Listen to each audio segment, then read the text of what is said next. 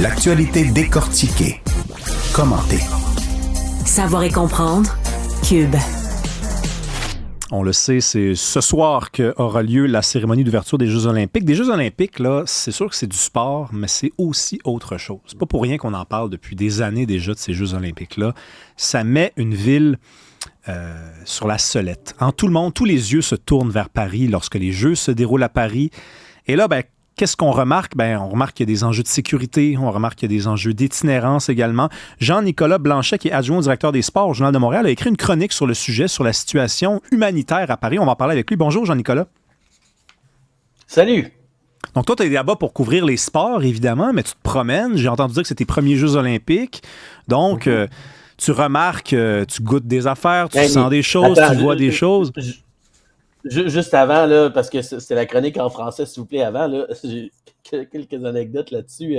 C'est tellement drôle parce que même quand un Québécois, j'ai vu des Québécois parler avec des gens de Paris en anglais parce qu'ils pensent qu'on parle en anglais. Là, tu te ramasses avec des personnes qui parlent en anglais, même s'ils parlent en français. Là, tout le monde essaie de parler en anglais parce que je viens de vivre ça là, juste avant de rentrer. Oui. Bienvenue à Paris, Jean-Nicolas. J'y suis allé une couple de fois, puis c'est exactement la même chose. Puis je considère que mon accent n'est pas exactement celui d'un Beauceron, mais on me demande de répéter, puis d'articuler, ou alors de parler en anglais. Mais donc, toi, tu te promènes... Moi, je me rapproche plus de la Beauce, moi, effectivement.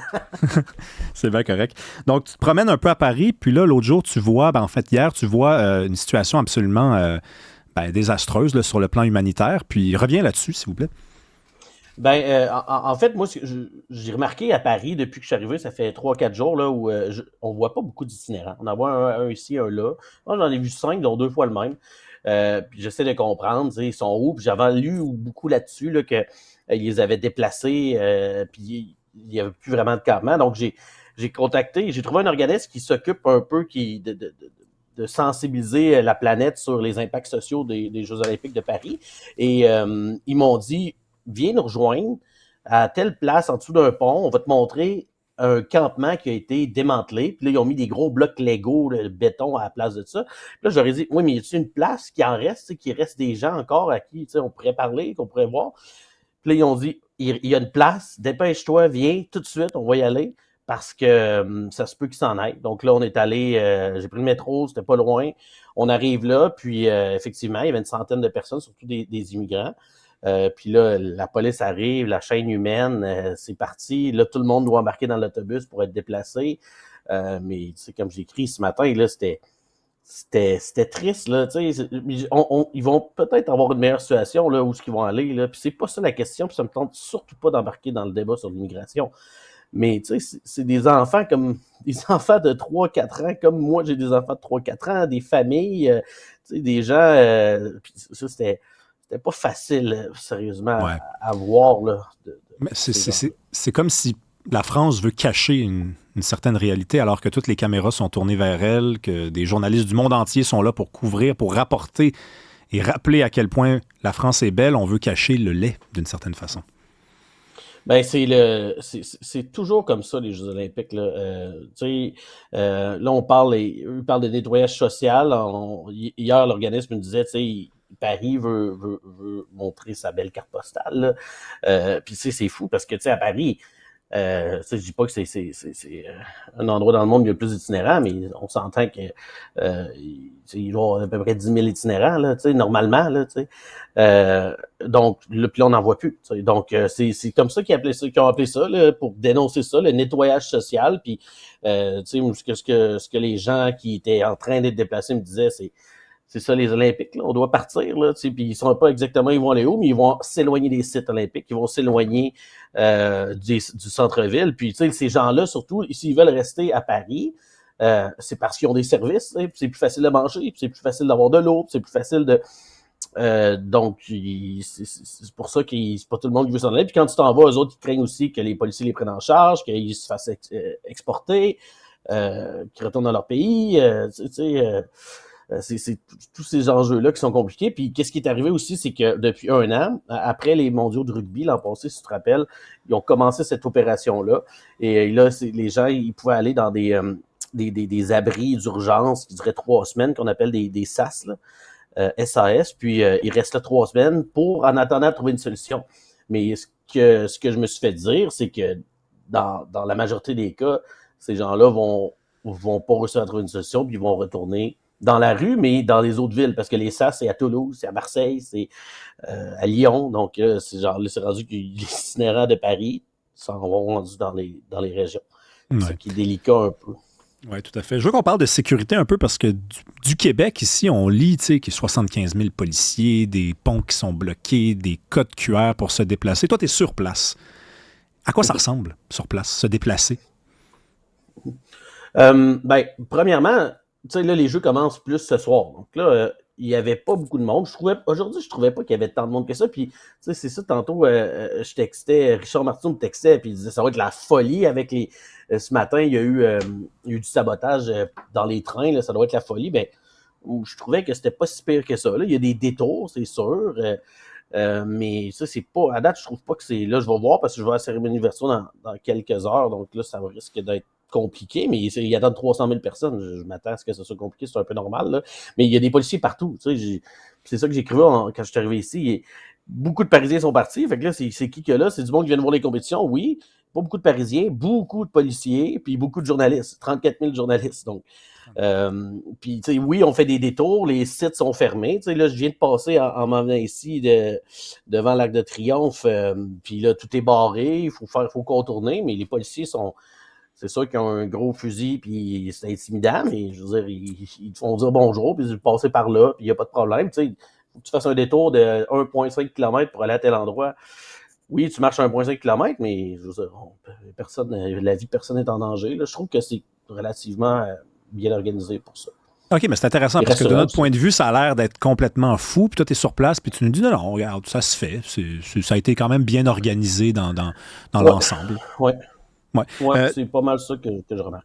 Là, j'ai lu qu'il y avait moins de touristes parce qu'on avait dit ça va coûter très cher aller à Paris pendant les Jeux olympiques. Donc, il y a beaucoup de gens qui ont dit on n'ira pas finalement. Il y a des restaurants, je pense 30% de moins de réservations dans les restaurants. Les Parisiens sont habitués de vivre entourés de touristes. Là, ils vivent entourés de policiers. Puis ils vivent aussi avec quand même des contraintes qui ne sont pas celles qu'on imagine d'ici, puisque tu nous dis que c'est moins problématique que ce qu'on dit, mais ça reste que la ville a changé. Est-ce que tu as parlé avec des Parisiens? Comment ils vivent ça, les Jeux olympiques? On les connaît un petit peu chialeux, quand même, les Français. Mais là, non, ben, c'est cute. Ils sont chialeux, mais c'est cute. Là, est-ce que sont-ils en colère? Ils sont contents? Ils sont pas en colère, mais ils sont... Ben, je veux pas, j'ai commencé à généraliser, mais la grande majorité des Parisiens que j'ai rencontrés, ils sont à Paris parce qu'ils doivent rester à Paris parce qu'il y a un travail qui les force à rester à Paris. Parce que sinon, à cause des jeux, parce que, tu sais, je parle beaucoup de restaurateurs, j'ai visité quelques brasseries, quand même important de faire du terrain, tu sais bien. Et, tu sais, ce que les gens constatent, c'est que leurs amis sont partis, ils louent leur appartement, puis ils s'en vont. Puis il y avait un sondage qui révélait que la moitié des Parisiens avaient l'intention de partir durant les Jeux. Ben, c'est ça qui est arrivé, là. Tu sais, les restaurants que je suis allé, c'est quand même impressionnant. Là, on était 4-5 dans le restaurant où la personne me dit, il y a un an, jour pour jour, c'était bondé ici. Là, on est en plein milieu de l'été, il fait super beau. C'est pas normal. Est-ce que les restaurants vont se remplir durant les Jeux? Forcément, là, tu sais, mais moi, je te dirais qu'à 2 jours de la cérémonie officielle, puis à 24 heures de la cérémonie d'ouverture, je trouvais ça tranquille, puis pas à peu près, là. C'est ça que j'avais écrit, tu sais. J'avais l'impression de me promener au centre-ville de Thetford Mines, à un moment donné, là, c'était assez calme, tu sais. Fait que je dirais que les Parisiens, puis c'est difficile pour eux parce que tu vois, le billet de métro a doublé, le prix doublé pendant les Jeux de Paris, tu sais. Là, au départ, quand Paris était présenté, c'était on va payer les Jeux avec les Jeux. Là, on sait que ça va coûter des milliards, tu sais. C'est évident. Donc, là, il y a des arrêts de métro qui sont fermés. Évidemment, il y a les détours qu'on parlait, puis tu sais, moi, j'ai un peu de misère avec ça parce que je suis un gars de Québec, puis j'ai vécu dans l'espoir qu'on ait des Jeux à Québec un jour, tu sais, puis j'aurais voulu embarquer là-dedans beaucoup, là, tu sais, mais effectivement, les Parisiens sont comme pas... la majorité sont pas si emballés que ça, non. Mais ça, c'est quelque chose qu'on remarque année après année, là, Jeux olympiques après Jeux olympiques, c'est que les gens qui sont sur place, les locaux, c'est souvent pas ceux qui sont les plus contents. T'sais, ça implique vraiment une modification complète de leur vie. Tu sais, on parle quand même de 50% des Parisiens qui veulent quitter ou qui ont quitté. Là. C'est sûr que c'est un phénomène assez gigantesque. Donc, en tout cas. Mais au moins, la France est belle. La France est montrée à tout le monde et tout le monde a l'occasion de regarder cette belle France. Et là, c'est la cérémonie d'ouverture ce soir à l'extérieur. Là, hein? C'est assez inusité. Ouais, donc sur 6 km sur la Seine, au début on parlait de 600 000 personnes, là finalement, là ils ont réalisé que contrôler 600 000 personnes, ça allait pas être évident. Il y a des motifs de sécurité qui sont, c'est clair que c'est un défi qui est colossal pour les forces de l'ordre. Là on va être à 320 000 personnes. On n'est pas beaucoup de journalistes qui vont pouvoir y assister parce qu'évidemment, on peut pas rentrer 34 000 journalistes. Moi j'ai la chance d'y aller, fait que je suis prêt, j'ai hâte de voir ça, puis je vais être pas mal au cœur de l'action. Mais tu sais, c'est sûr qu'il y a beaucoup de tension par rapport à ça. Là, de le faire dehors comme ça, je pense qu'à Séoul, il y avait une partie de la cérémonie d'ouverture qui n'était pas dans un stade, mais sinon, c'est la première fois. C'est un grand périmètre, c'est déplacer 300 000 personnes. Tu sais, je veux dire, quand on sort du Centre Bell, des fois, on trouve ça compliqué avec 20 000 personnes. Imagine à 300 000 personnes. Je comprends qu'on est éparpillé, mais même si on est éparpillé, tout le monde va passer par la même place pour rentrer parce que tout le monde va devoir se faire vérifier. Tout le monde va devoir se faire fouiller. Puis quand on va sortir aussi, ça...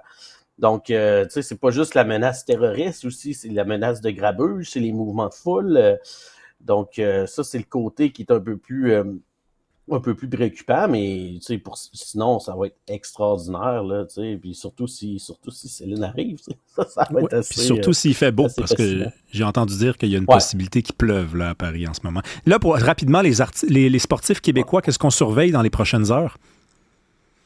Dans les prochaines heures, il y a Félix, surtout demain que ça commence plus fort, là, il y a Félix Auger-Aliassime puis Léla qui vont commencer à Roland-Garros au tennis. Après ça, tu as Marie-Sophie Harvey en natation qui va commencer demain aussi. En gymnastique, René Cournoyer. En gymnastique artistique, Aurélie Tran, tout ça s'en vient.